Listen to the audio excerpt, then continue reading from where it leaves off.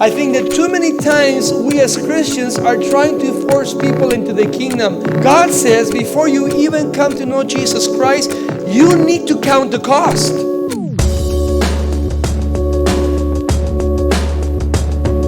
To be a Christian is not easy. You have to pay some cost.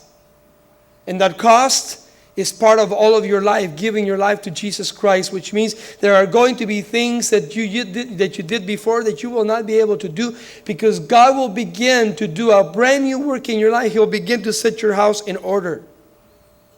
It is no longer I that liveth, but it's Him living through me and in me and through me and working through my life.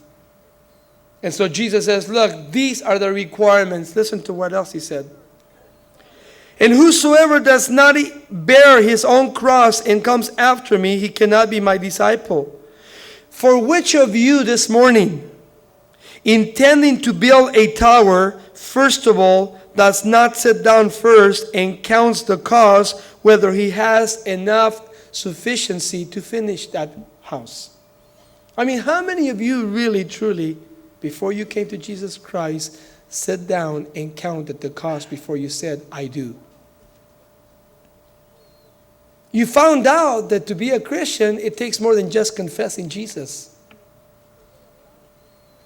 To be a Christian, it's a way of life. It's not always joyous. It's not always happiness. It's not always an up and a roller coaster upward. You know, there's a lot of times you're in a bummer, man.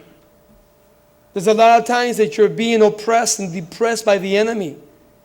There's a lot of times you have to suffer for Jesus Christ.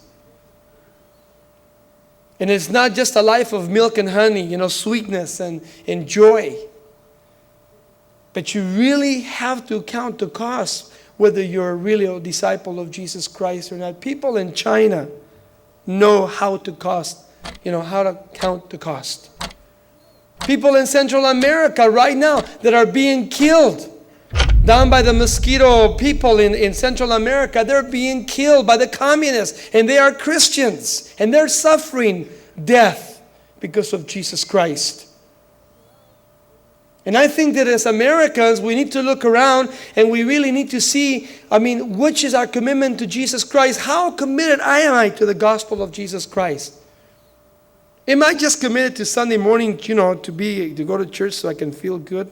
That doesn't make you a Christian. I don't care if you give $1 million to God, that doesn't make you a Christian. You can't buy God off.